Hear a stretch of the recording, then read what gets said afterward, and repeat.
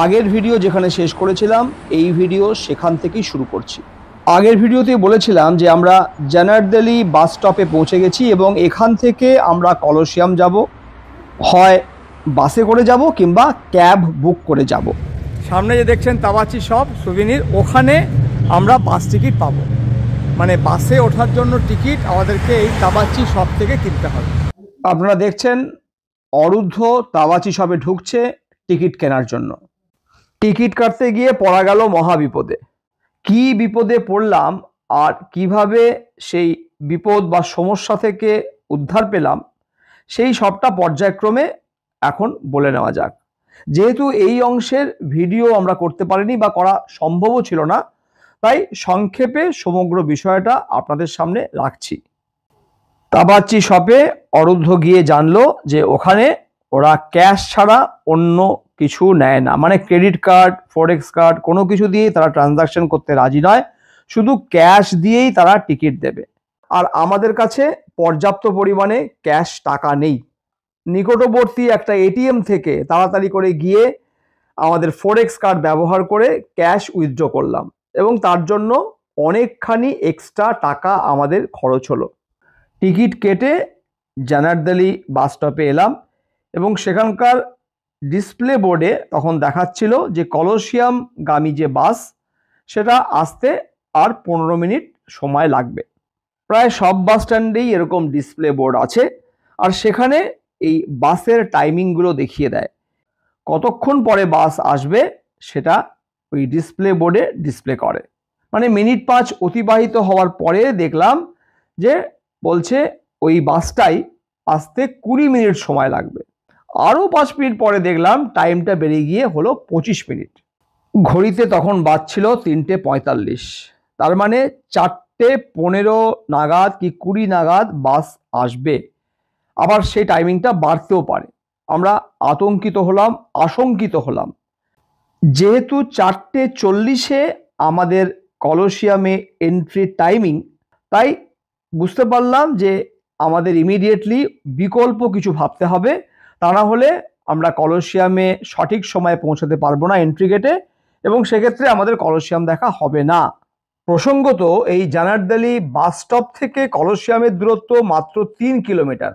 বাসে করে সময় লাগা উচিত ম্যাক্সিমাম 20 মিনিট, যেহেতু এটা রোম শহর, যথেষ্ট ব্যস্ত, প্রচুর ট্রাফিক সিগন্যাল।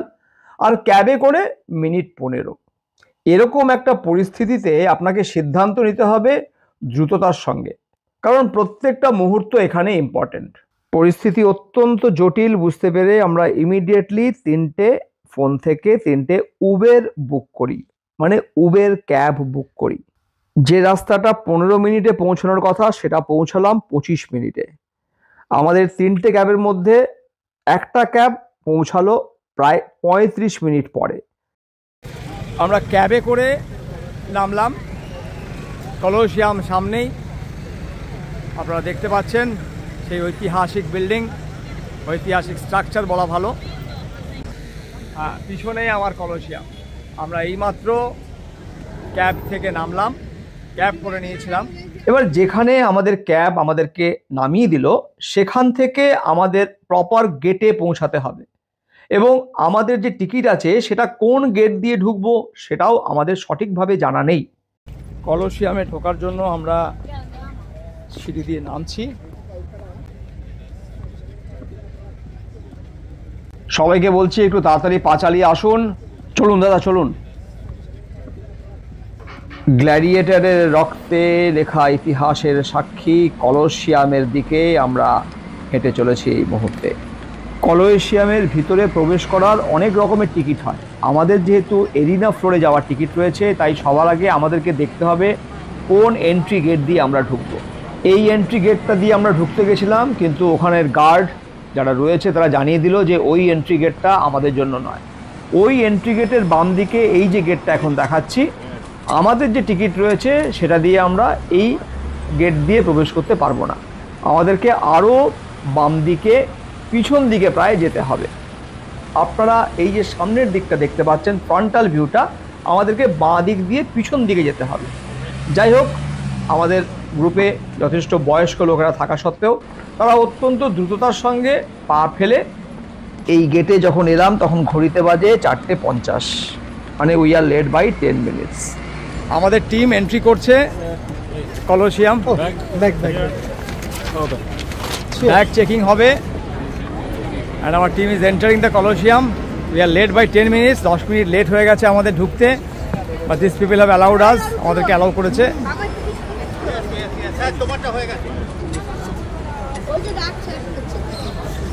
সামনেই দেখতে পাচ্ছেন কলোসিয়ামের বিল্ডিং, আমরা ঢুকবো এবার কলোসিয়াম। চলো কলোসিয়ামে এন্ট্রি করছে আমাদের টিম।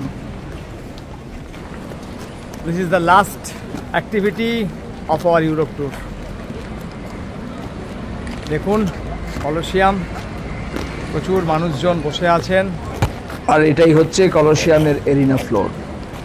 এই এরিনা ফ্লোরেই চলতো জীবন মরণের যুদ্ধ, গ্ল্যাডিয়েটারদের যুদ্ধ দেখতে এই স্টেডিয়ামে, মানে এই কলোসিয়ামে প্রায় 50,000 মানুষ একসঙ্গে উপস্থিত হতেন। তাদের চিৎকারে আকাশ বাতাস মুখরিত হয়ে উঠত। সবটা আপনাদেরকে ঘুরিয়ে দেখাচ্ছি একবার, দেখুন। এবং পরিকল্পনা করুন নিজেও এই কলোসিয়াম ঘুরে দেখার জন্য।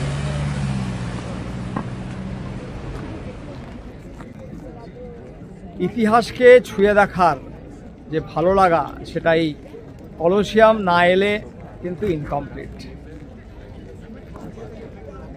কলোসিয়ামের ঐতিহাসিক গুরুত্ব আপনারা ভালো করেই জানেন, আলাদা করে কিছু বলার নেই।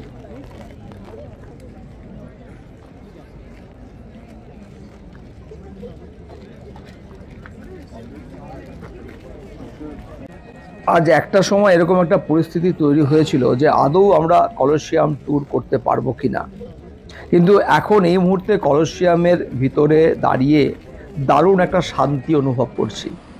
আমাদের এবারে এই গ্রুপ ইউরোপ ট্যুরে আমরা যা যা কমিটমেন্ট করেছিলাম সব আমরা কমপ্লিট করতে পারলাম। এই Colosseum was our last activity of this group tour. যেখানটাতে আমি দাঁড়িয়ে আছি এটাই কলোসিয়ামের সেই বিখ্যাত এরিনা ফ্লোর। 2000 বছর আগে এখানে লড়াই হতো জীবন আর মৃত্যু। হাজার হাজার মানুষ চারপাশের আসনে বসে চিৎকার করত, উল্লাস করত, আর ঠিক এই মাটিতেই গ্ল্যাডিয়েটাররা যুদ্ধ করত শুধু বাঁচার জন্য।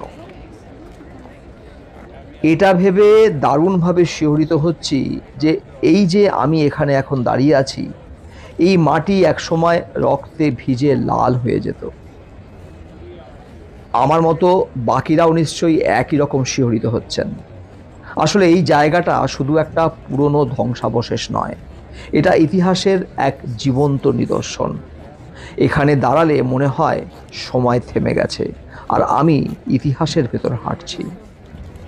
আজ এ পর্যন্তই।